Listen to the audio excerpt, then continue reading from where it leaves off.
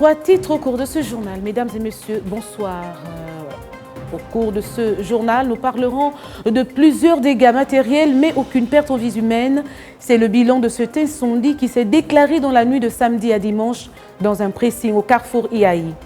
Aussi, la route secondaire de Bellevue 1, qui demeure enclavée depuis Belle-Lurette, son état piteux ne favorise pas la circulation.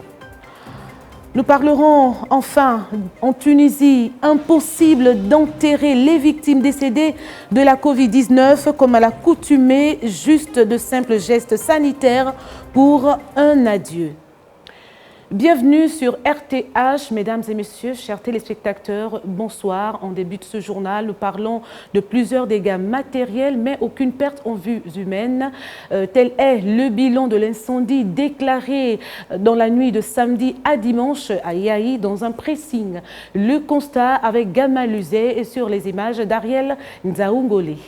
Linge brûlé, machines calcinées et bien d'autres équipements de travail volés en éclats, tel est le bilan matériel de l'incendie d'une rare violence qui s'est déclaré dans le pressing de M. Sow, situé au carrefour Iaï, dans la nuit de samedi à dimanche et dont les causes restent à élucider. Je ne sais pas, moi je ne sais pas, vraiment je suis dépassé. On est en train d'analyser, c'est Dieu qui sait faire les choses. Heureusement qu'en l'absence des sapeurs-pompiers, c'est le bon voisinage qui a pris son courage pour séquencer les feux, selon les propos de M. Quevin. On a essayé d'éteindre notre moyen. On a appelé les pompiers depuis. Ils nous ont dit qu'ils sont sur d'autres lieux, ils ne pouvaient pas arriver ici et tout et tout. C'est comme ça avec les compteurs de tuyaux, on a coupé tout pour essayer d'arrêter. Une cliente qui venait à l'occasion récupérer ses habits est restée sans retenir sa désolation. C'est d'abord, bon, nous, comme on dit, les habits, on peut racheter, mais c'est surtout pour lui. Tout ce matériel-là, hein, ça ressemble à du sabotage, je suis désolée, ça c'est du sabotage. Quel bandit qu'on a pris, ça c'est du sabotage. Moi, c'est pour lui. Les habits, on rachète, mais pour lui. Les gens qui l'emploient, ils vont faire comment là maintenant? Ils ont des loyers à payer, même ça. Peut-être c'est un contrat, il a peut-être eu un crédit, il va faire comment? Moi, c'est tout ce qui est juste vraiment concerné, c'est pour lui, sincèrement. Même si l'on n'a pas enregistré des pertes en vie humaine, des dégâts matériels sont très importants et pouvant être estimés à plusieurs dizaines de millions de francs CFA, d'où cet appel à l'aide. C'est quelque chose qui peut aller quelque chose de 100 millions si je ne me trompe pas. C'est moi-même qui l'ai payé. Rien que les deux machines là, depuis Chine, j'ai commandé, ça me fait 50 millions, sans compter les autres. Donc vraiment, c'est un nombre perdu pour moi. Ah, c'est beaucoup, je ne peux pas analyser. Il faut que le client se présente et pour que je puisse, ce que facture, je peux analyser, sinon c'est beaucoup. Je vais demander les autorités s'ils peuvent faire quelque chose pour moi. Souhaitons toutefois qu'une enquête soit diligentée pour déterminer les causes et si possible les coupables pour que justice soit faite. On parle aussi des détritus et des eaux usées sur un terre-plein à Cosmopac qui dérange énormément les populations de Libreville. Le constat dans ce reportage, les images, Fleuris Mapangou. Des eaux usées et des tas d'immondices sur le terre-plein entre ces deux routes qui mènent au marché d'Akébé à droite et à Cosmopac à gauche. Une situation déplorable pour les populations.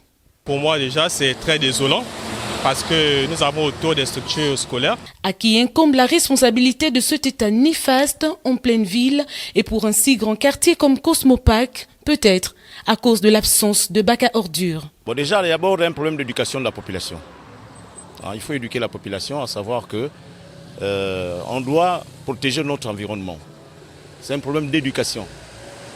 Donc cette population, il faut qu'on amène aussi à sensibiliser nos populations que nous sommes aussi à l'origine de ce mal. Où sont passées les sociétés en charge du ramassage de ces détritus et que dire de ces eaux usées? Mais c'est tellement grave parce que c'est ces eaux-là qui provoquent parfois des fièvres typhoïdes.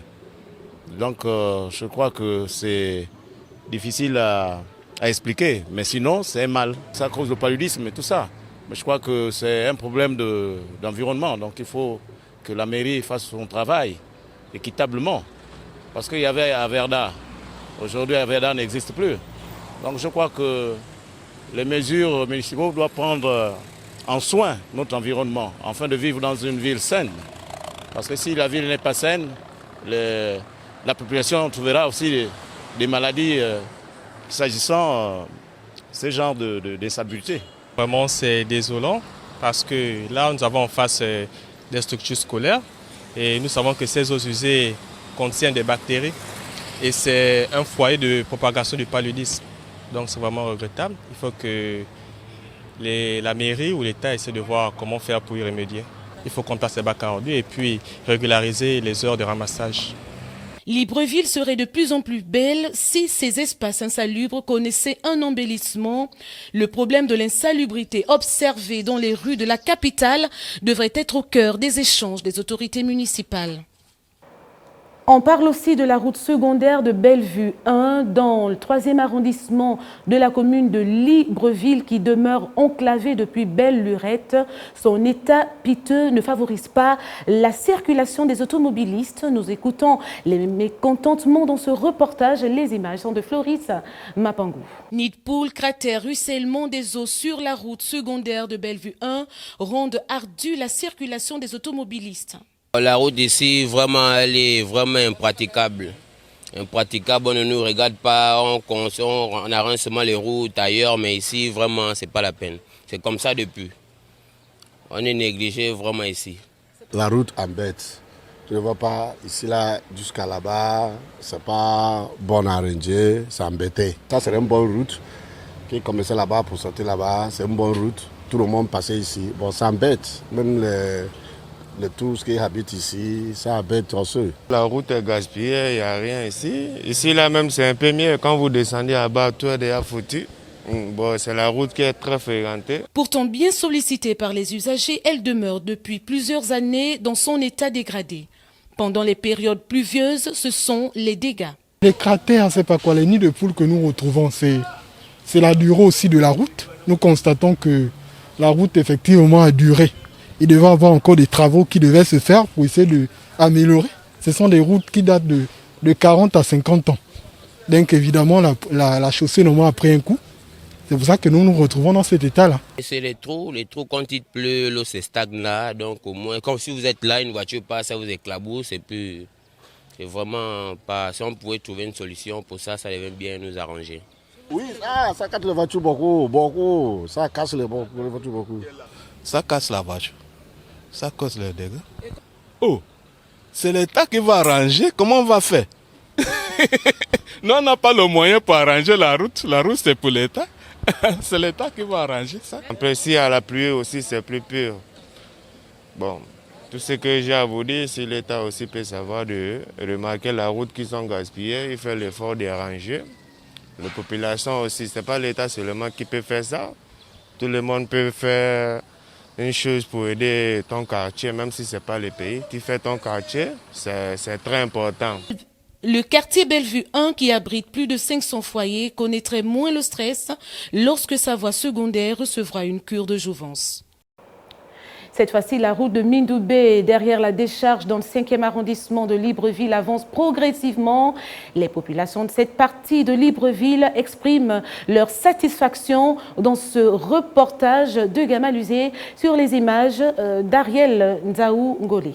Les populations de Mindoubé Poubelle derrière la décharge pourront pousser un ouf de soulagement dans les tout prochains jours. Avec la construction de la route Mindoubé Poubelle au Vendo Carrière en passant par les rails.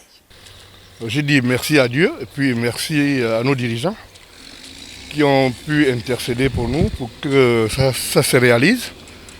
Je crois qu'il n'y a plus rien à ajouter. Je dis merci et puis bravo pour l'entreprise qui travaille, comment ça s'appelle, Colas. Vraiment, ils n'ont pas ménagé d'efforts, ils sont là et d'ailleurs vous voyez comment c'est l'état de route en ce moment. Là, même à pied, on avait du mal à marcher. Aujourd'hui, ça va, c'est formidable. C'était impraticable. Je vous assure, d'abord, il y a la pluie, il y a la boue, et puis la suspicion qui est créée par rapport au cimetière. Les uns avaient peur de marcher la nuit, mais moi, il est arrivé que je passe ici à 2 h du matin. Mais aujourd'hui, je peux passer à n'importe quelle heure, c'est formidable. On ne va pas demander plus. Cette construction n'a pas laissé les habitants de la zone indifférents qui remercient les autorités. Je pense que, comme on le dit toujours, que c'est la route qui amène au développement. Ici, le quartier était dans un état vraiment, dans un état délabré. ou au point où même certains qui avaient déjà pris les terrains ici avant étaient obligés de les liquider au risque de se retrouver toujours dans la même situation. Mais aujourd'hui, avec l'arrivée de la route, ça fait un grand sentiment de satisfaction parce que les populations aujourd'hui, ceux qui habitent par exemple au Vendo, qui veulent vaquer à leurs occupations vers les zones de Akanda, peuvent facilement passer par ici et aller à Akanda, comme ceux qui vont dans les PK aussi, ainsi vice-versa. Donc du coup, il se trouve que c'est vraiment quelque chose de merveilleux que le gouvernement a pu mettre en œuvre pour que les populations d'ici vivent un peu dans les conditions qu'il faut. De mémoire d'observateurs avertis, plusieurs travaux ont démarré dans ce pays avec brio, mais ne sont jamais allés à leur terme. D'où l'inquiétude de certains habitants. Ils ont fait des ouvrages. On espère qu'avec le temps, ces ouvrages-là vont tenir. Mais déjà, il faut reconnaître que c'est un privilège pour nous déjà d'avoir reçu cette partie de route. Parce qu'on ne pensait pas de sitôt l'avoir. On l'a eu. Dieu faisant, on est content. On espère seulement que les travaux vont aller à leur terme et que les travaux qui ont été réalisés tiennent le coup, au moins pendant 4-5 ans. Ne pas voir comme ça se voit partout ailleurs, on met du goudron, au bout d'1 an, le goudron vient à être cassé. On espère seulement que les travaux vont durer longtemps. Espérons toutefois que les délais d'exécution des travaux seront respectés pour soulager les souffrances des populations. Et puis la mesure gouvernementale qui consiste à ramener le couvre-feu à 18h, on va dire de 20h à 18h, ne favorise pas les commerçants. C'est d'ailleurs le cas de ceux des salons de coiffure. Nous écoutons ces derniers dans ce reportage de Désiré Mbié Ningon sur les images d'Ariel Nzaoungolé. Depuis l'arrivée de la mesure gouvernementale qui ramène le couvre-feu de 20h à 18h, certains secteurs de l'économie semblent être touchés. Les salons de coiffure ne sont pas épargnés. Ici, on parle d'une rareté des clients. Là, je vous parle actuellement, ça ne va pas. Je ne sais même pas comment je vais m'en sortir pour vouloir payer la fin de mois et puis les enfants aussi qui sont à l'école. Et j'ai aussi mes filles qui rentrent aussi chez eux.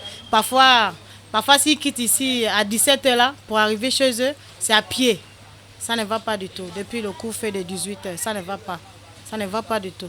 Lorsqu'il n'y a pas la friperie dans un marché, il n'y a pas de mouvement.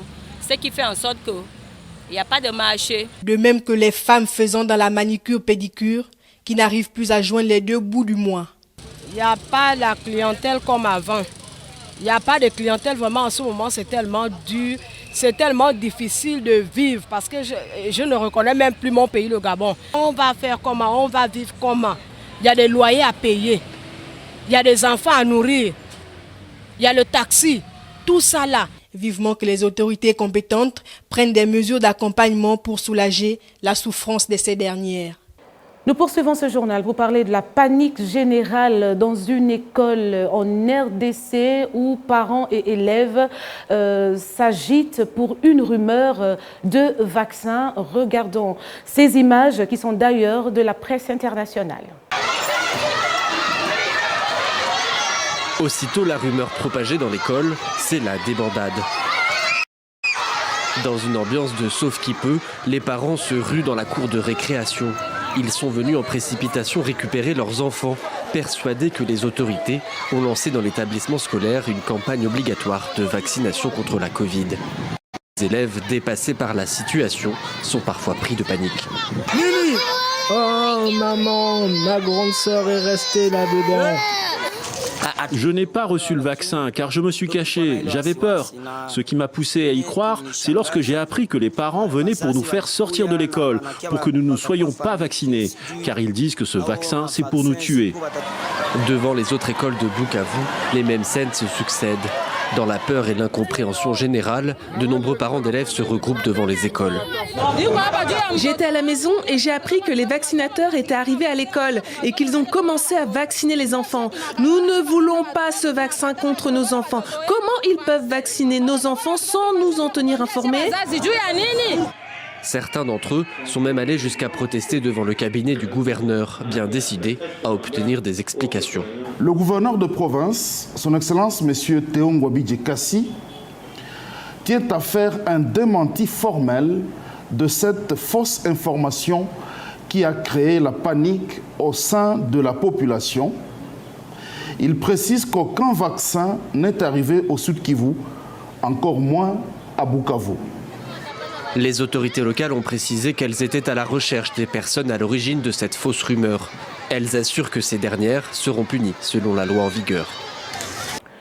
Impossible d'enterrer les victimes décédées de la Covid-19 comme à l'accoutumée, juste de simples gestes sanitaires pour un adieu. Nous regardons ces images qui sont de nos confrères de la presse internationale. Dans ce sac blanc mortuaire, le corps d'un homme, Saleh Djlassi, décédé de la Covid-19. Un bref aperçu de son visage, c'est le seul moment d'adieu que Lotfi Djlassi aura avec son frère. Le reste ne sera qu'une suite de gestes sanitaires méthodiques avant le départ pour le cimetière. Comme un étrange balai qui laisse les proches entre sidération et colère. Ils auraient pu au moins l'amener devant la maison une demi-heure, qu'on puisse le voir, même de loin. Mais ça n'a pas été possible. Une personne qui meurt de cette maladie et se fait enterrer à cause de cette maladie, évidemment qu'il faut du temps pour oublier. Le deuil ne se fera pas en 1 ou 2 jours, ni en 1 semaine ou en 1 mois. Un deuil difficile, certains disent impossible, en l'absence des cérémonies habituelles. Pas de passage au domicile ni à la mosquée pour la Djenaza, la traditionnelle prière du mort. Celle-ci se fera devant l'ambulance, en présence de seulement 4 proches du défunt. Arrivé au carré, là encore, Lotfi doit se tenir à plusieurs mètres du véhicule et assister de loin à l'enterrement de la dépouille de son frère. On accepte la présence des familles, mais en respectant la distanciation physique. Il faut garder une certaine distance pour protéger toutes les personnes sur place. C'est une mission très difficile physiquement et psychologiquement, et cela nous pèse beaucoup. Une dernière prière en direction de la Mecque, puis la tombe de Salah est refermée. Comme Lotfi, ils sont des milliers à avoir enterré leurs proches sans aucune cérémonie de deuil. Dans ce carré dédié au décès de la pandémie, où les mottes de terre côtoient encore les tombes fraîchement creusées et numérotées, au rythme de 9 enterrements par jour. On pensait que le carré qu'on avait réservé pour les morts du Covid serait plus petit que ça, mais il s'est étalé au fur et à mesure du temps. Le nombre de décès a augmenté. Aujourd'hui, on est arrivé à près de 2000 enterrements au cimetière de Djelaz. C'est un nombre qui nous attriste. Depuis le début de la pandémie, la Tunisie a recensé près de 8000 décès, la plupart depuis septembre, pour une population de 11 millions d'habitants. Point final à cette principale édition d'information de 20h30. Mesdames et messieurs, merci à vous. Merci également à l'équipe qui m'a accompagné afin de vous servir tout au long de cette semaine. Voilà, j'aurai le plaisir de vous retrouver prochainement. Mais avant de nous séparer, je me fais le plaisir de vous rappeler les titres de ce journal. Nous avons parlé de plusieurs dégâts matériels, mais aucune perte en vie humaine. C'est le bilan de cet incendie qui s'est déclaré dans la nuit de samedi à dimanche dans un pressing au carrefour Iaï. Nous avons également parlé de la route secondaire de Bellevue 1 qui demeure enclavée depuis Belle-Lurette. Son état piteux ne favorise pas la circulation. Et enfin, en Tunisie, impossible d'enterrer les victimes décédées de la Covid-19. Comme à l'accoutumée, juste de simples gestes sanitaires pour un adieu. Merci à vous. J'aurai le plaisir de vous retrouver prochainement, s'il plaît à Dieu. Au revoir.